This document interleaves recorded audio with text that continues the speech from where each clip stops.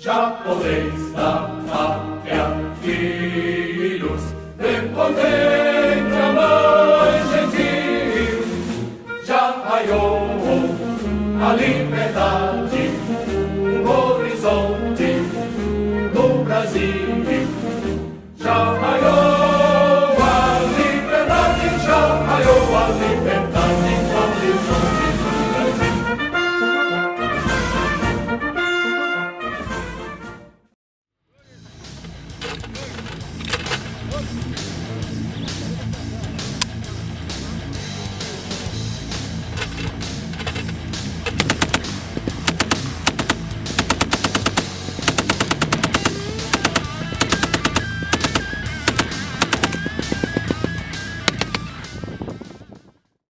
Olá, nós aqui estamos outra vez nessas tentativas de alguma forma participar do caos.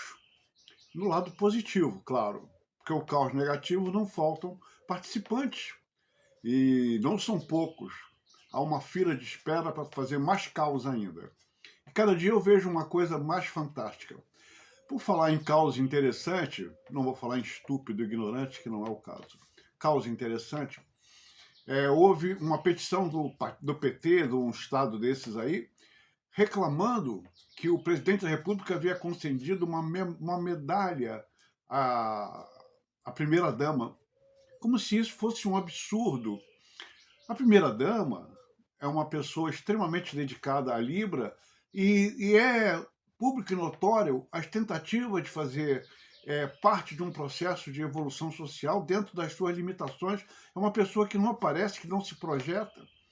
E essa medalha, não cabe a nós discutir o mérito, que o presidente com certeza avaliou, e a comissão que conduz, que concede a medalha também, deve ter chegado à conclusão que a primeira-dama merece essa medalha. Nada errado.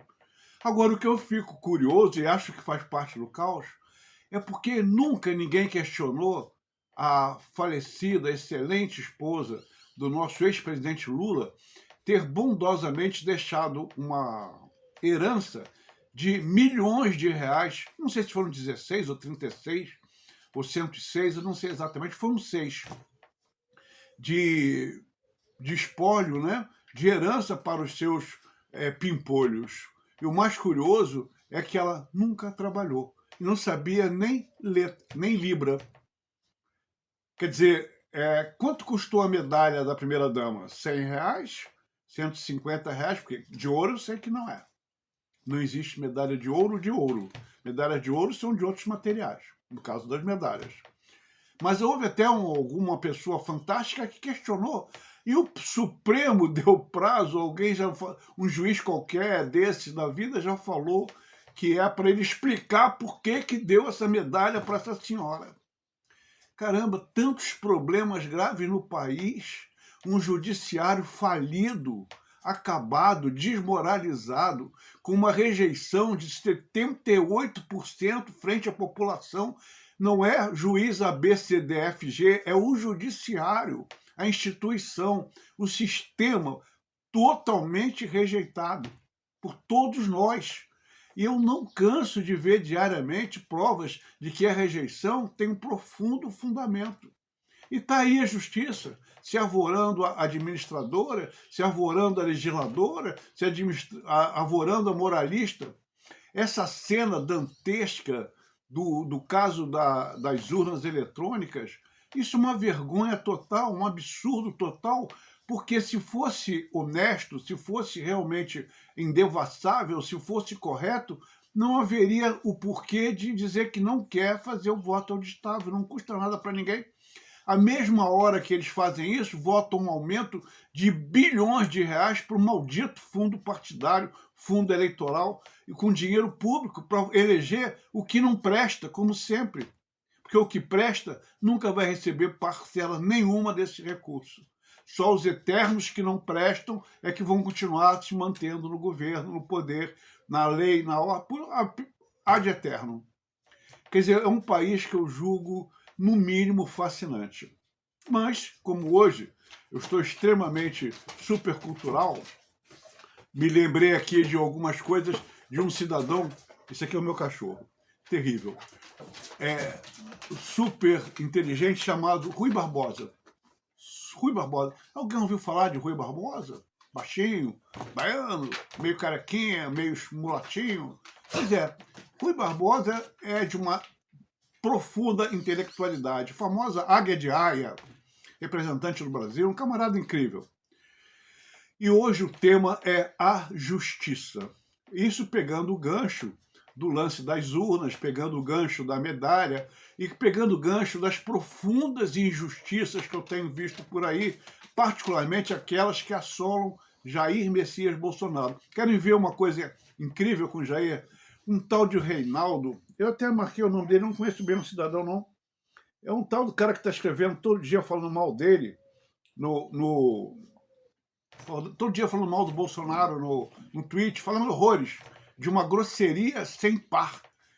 Sem par. Eu peguei o nome dele, mas o meu celular ele tem um sistema de rejeição. E algumas coisas que eu coloco nele, ele fica com raiva e depois ele não reproduz. Eu fico meio perdido, porque falei para ele celular, eu já botei isso para você.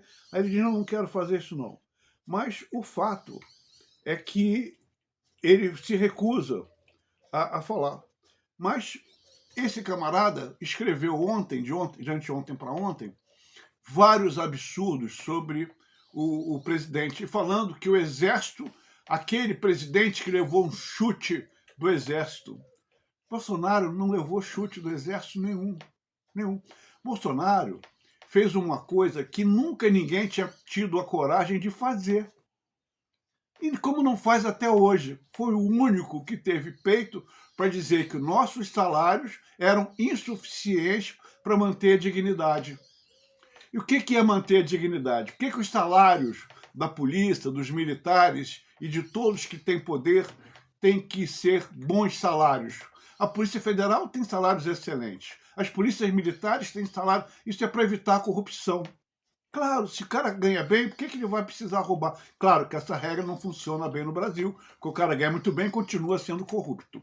Mas nas Forças Armadas, que também se envolvem em várias atividades, os salários são ínfimos, são extremamente baixos. Chegou um ponto, então, que Bolsonaro botou a boca no mundo, porque os salários estavam matando as pessoas de fome.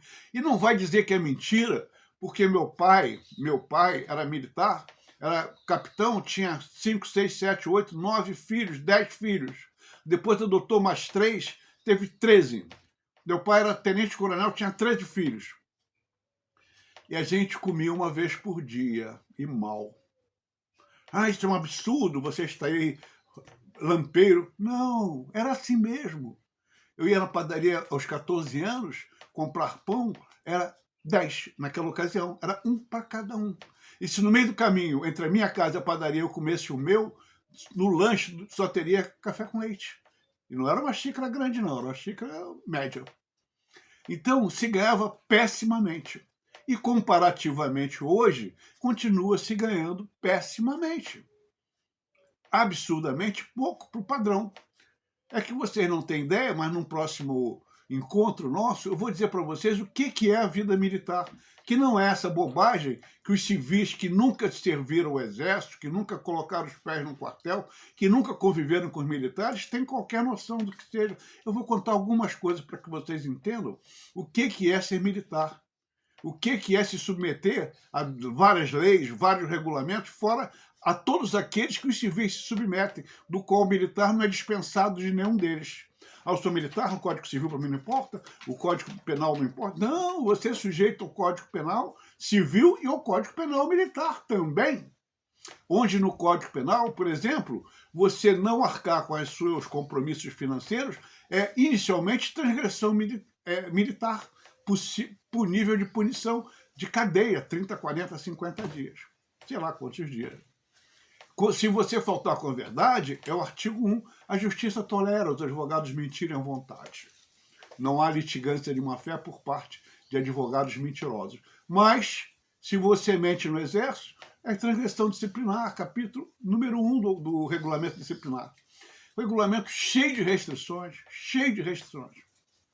A vida normal, dentro e fora dos quartéis. Porque o militar, ele é militar até morrer. Pode estar na reserva, pode estar reformado, mas vai continuar militar. Então, é uma vida de profundas restrições que garotos se submetem voluntariamente por uma coisa totalmente démodé, chamado amor à pátria, coisa que os civis, de forma geral, uma grande maioria, particularmente os comunistas que odeiam esse negócio de pátria, não entendem. Não entendem. Existe, na realidade, senhores e senhoras, sentimentos. A gente olha para a bandeira e nos emociona. A gente pensa no Brasil, nos emociona. É a pátria, é o nosso solo, que a gente, em repetidos juramentos, jura defender com a própria vida. Que nenhuma outra profissão faz isso. E aí nós ficamos ouvindo qualquer pessoa despreparada, como esse cara aí, esse Ronaldo, sei lá o nome dele, que fica postando porcaria no Twitter, falando mal do presidente, já foi chutado. Não foi, não. Bolsonaro, inclusive, foi julgado pelo Supremo Tribunal Militar, Superior Tribunal Militar, e foi absolvido de qualquer coisa. Mas também é dito que qualquer militar que se candidatar a cargo público, ele é obrigado a passar para a reserva. Foi o que aconteceu com ele. Imediatamente, com os proventos relativos ao posto que ele tiver. Então, se quer ter uma vida civil, que saia do Exército. Porque o Exército não admite bicos, como a polícia faz, como todo mundo faz, 2, 3, 4 empregos, para se virar. Mas aqui no Exército não tem viração, você é full time. Você tem hora de chegar no quartel, mas não tem hora de sair, nem dia. Já entrei no quartel numa segunda-feira e só saí no outra segunda-feira, nunca ninguém me pagou um centavo a mais do meu salário por isso. Hora extra, 13º, sei que lá, gratificação de periculosidade, nada disso existe para o Exército. Nada disso existe para os militares. Um navio explodiu, a caldeira de São Paulo matou 2, não há periculosidade. Não há o que pagar. A nossa vida é empenhada à pátria, nos momentos bons e nos momentos ruins. Quais são os momentos bons? Que nós temos bons equipamentos e boa estrutura para trabalhar. Mas isso é um papo, uma próxima ocasião. Isso aqui é só uma introdução, uma palhinha para responder algo que já me deixou indignado ao abrir o Twitter ontem. É um país do cão esse tal de Brasil, que permite qualquer bobalhão desse escrever o que quer impunemente. Impunemente. Bom, mas a conversa hoje é rápida, mas eu quero abordar o tal da justiça. Rui Barbosa, deixa eu ver se eu acho aqui no meu celular eletivo. Eu vou encontrar aqui. Um momentinho, por favor. Olha só. O Rui Barbosa primeiro falou o seguinte: de tanto ver triunfar as nulidades, pensem bem, de tanto ver prosperar a desonra, de tanto ver crescer a injustiça, de tanto ver agigantarem-se os poderes nas mãos dos maus, o homem chega a desanimar-se da virtude, a rir-se da honra e a ter vergonha de ser honrado. Quem falou isso não foi eu, foi, gostaria muito, foi Rui Barbosa. Enquanto a relação à justiça, no qual ele menciona aqui, ele já tem outra. A pior ditadura é a ditadura do poder judiciário. Contra ela não há quem recorrer. E nós estamos vendo isso no dia a dia.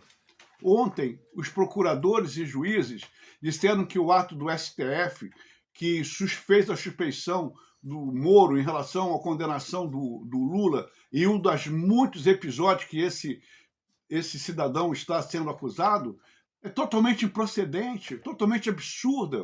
Primeiro que não foi o Moro que deu a maior parte das sentenças, foi aquela juíza excelente, uma mulher de coragem, de peito.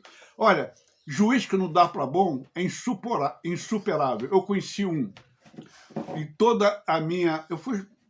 tenho tido alguma experiência nessa área, e fiz alguns anos de faculdade de Direito, e faço minhas próprias ações no juizado especial e outras por aí. Então, o que eu vi de juiz bom, quando dá para bom, é insuperável. Por outro lado, você vai viver com sentenças estúpidas, absurdas, ignorantes, com gente despreparada, ou de má fé, ou desonesta, ou corrupto. Mas não há problema, senhores juízes, quando eles são de má fé, desonestos, corruptos, e ocasionalmente são pegos, vão ter uma aposentadoria em casa de R$45 mil, no caso do juiz recentemente em São Paulo.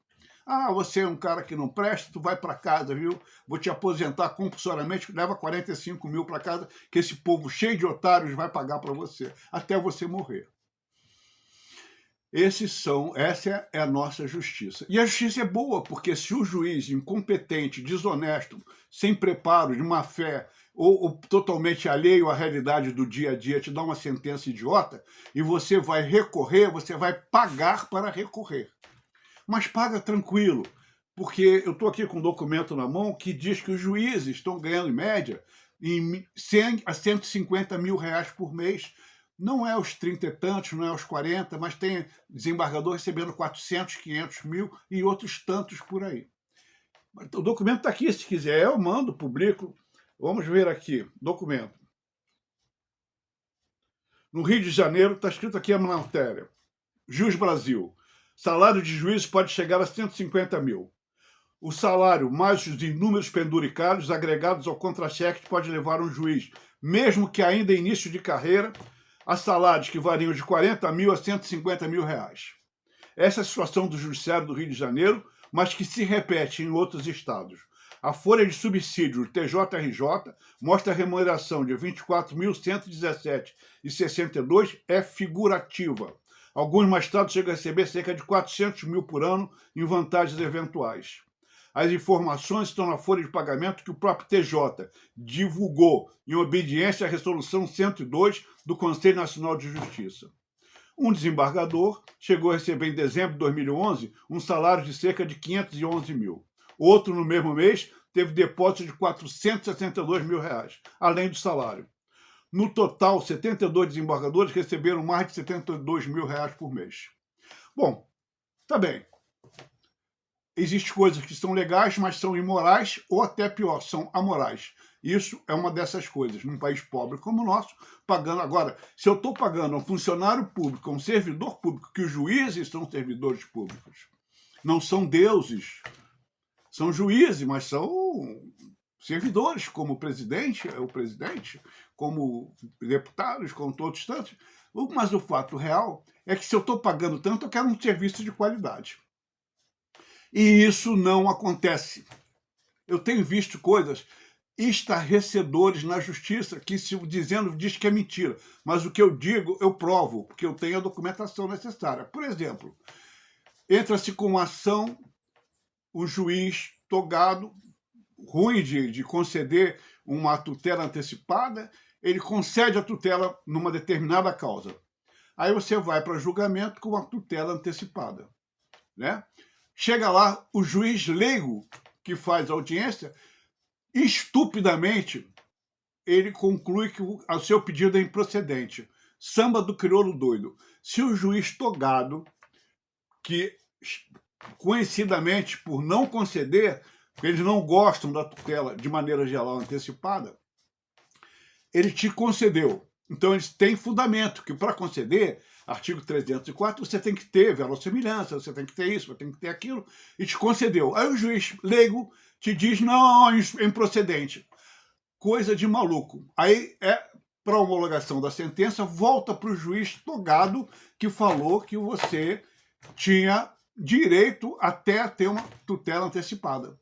Aí esse mesmo cara homologa essa sentença absurda. E fica por isso mesmo. Ah, se você achou que não está bom, recorre. Aí você vai recorrer.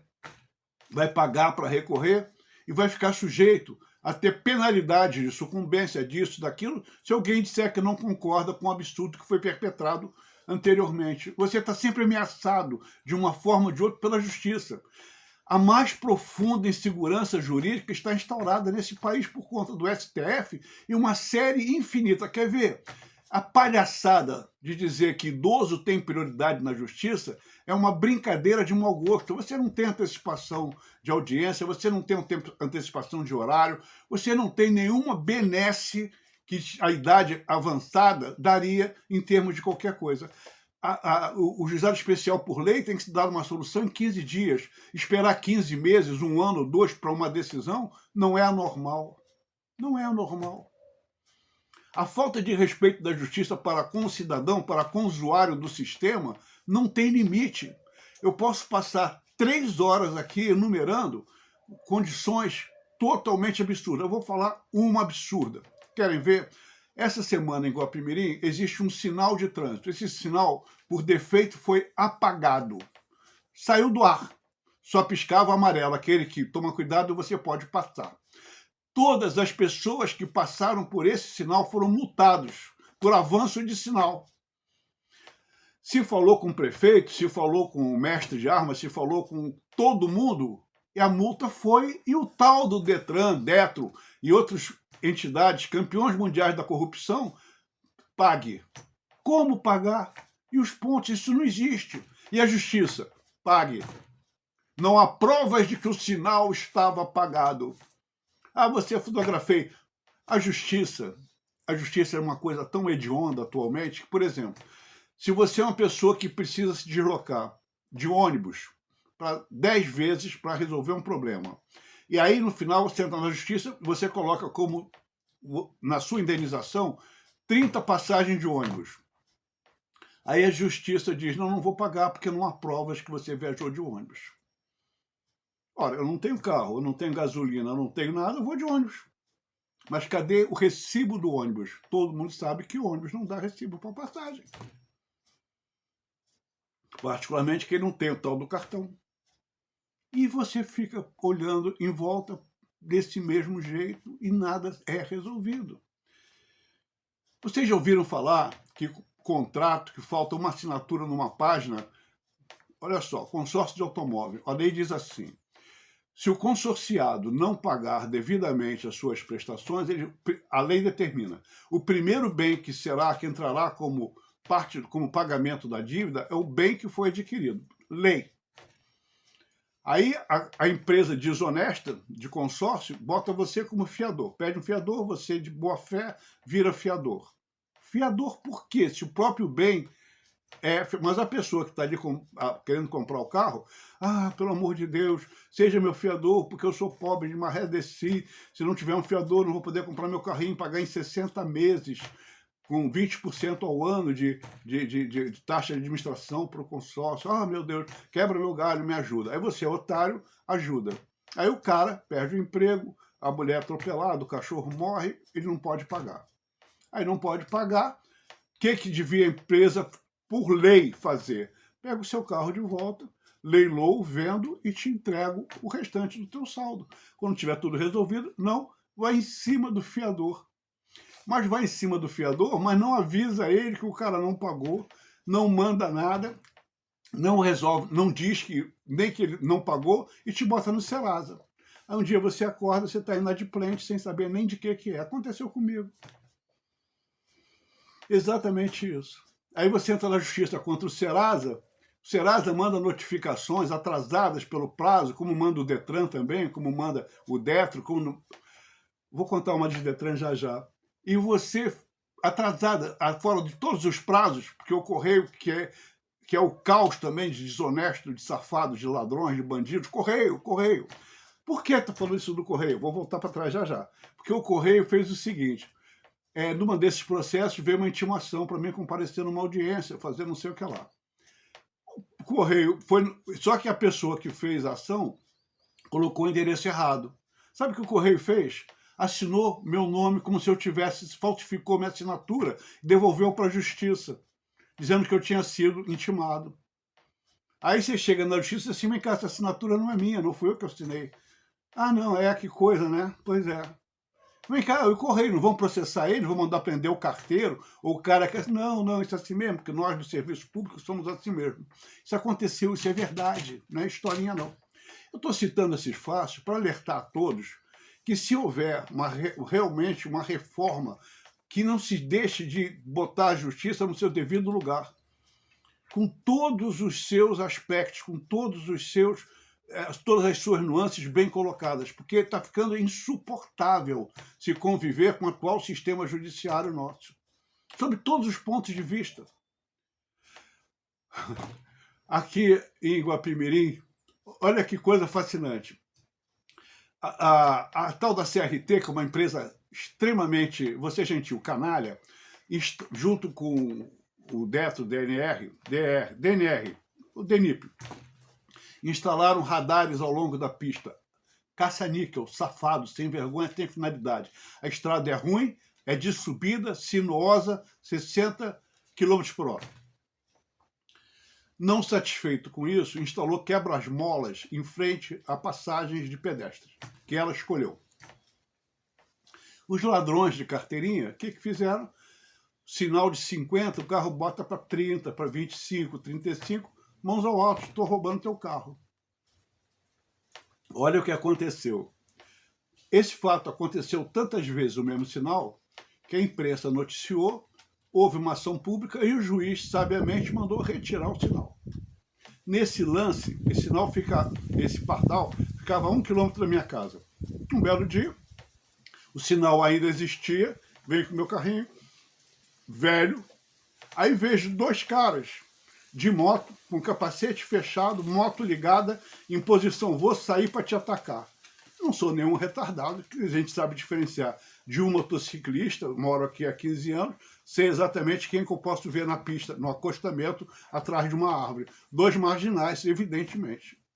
Quando eu vi os caras, eu acelerei e fui embora, para não ter que entrar em confronto público de tiroteio ou ser vítima de assalto.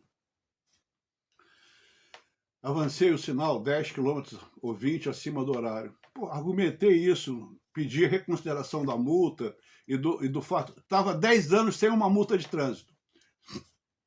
Aí, naturalmente, a Polícia Rodoviária Federal, que é outra instituição que eu vejo com desconfiança, em 2 instâncias falou, não há como provar isso. Caramba, a Justiça mandou tirar por causa dos assaltos, a imprensa noticiou, foram registrados N assaltos nesse local, no mesmo quilômetro que eu estava. Não dá não, você vai pagar a multa, vai perder os pontos. Aí num país canalha como esse, o que eu faço? Vou entrar na justiça. Não é pelos R$126, não, eu vou pagar muito mais. É pela moral, porque aquilo foi um absurdo. Vai para a Justiça Federal. 1 ano depois vem a sentença. Não, improcedente. Não há como você provar que ia ser assaltado. E agora, meu povo? Aí eu fiquei pensando com meus botões, quer dizer, eu tenho que levar o assaltante, ele confessar, assinar uma declaração, ou eu levar o cadáver dele para poder tirar a multa. Atirar, matar ele bem morto e levar para poder convencer a juíza que eu fui uma tentativa de assalto. Quer dizer que se o ladrão te assaltar e você não fotografar ele, você não foi assaltado. É mentira sua. Quer dizer, não dá para conviver com isso. Isso tem acontecido às dezenas e centenas de vezes. E não estou reclamando, eu estou transmitindo as minhas experiências. Porque eu não quero me sujeitar a alguém não ter falado verdade ou não ter contado direito. Estou contando o que eu vivenciei. Coisas... Quer ver uma safadeza? O sistema caça-níquel de multas do país, a lei fala o seguinte, você tem 15 dias depois da multa para receber o auto de infração. Auto de infração, recebi a semana feito não por mim, um carro que eu emprestei. 1 ano depois. Totalmente inválido. A justiça não reconhece. Nem permitem outra coisa, não manda com a R, não. O Correio Canalha teve a postagem 3 meses antes. Levou 3 meses para entregar. Do Rio para cá. 3 meses. Todos os prazos vencidos. Aí você vai recorrer a quem? Aí o real infrator se prontificou. Não, fui eu que estava com seu carro. Eu vou lá me acusar. Foi lá. Não interessa. Passou de 15 dias. Caramba, eu recebi a semana agora. Problema teu. Meus amigos, nós estamos perdidos. Se não houver uma profunda reformulação no conceito, na compostura, na posição dos nossos juízes, da primeira instância, do juizado especial, ao STF, esse país está ferrado. Não há sociedade organizada sem uma justiça confiável, que nos dê segurança jurídica. Muito obrigado, até breve, e que Deus nos proteja, porque do jeito que está, só é Ele mesmo. Muito obrigado.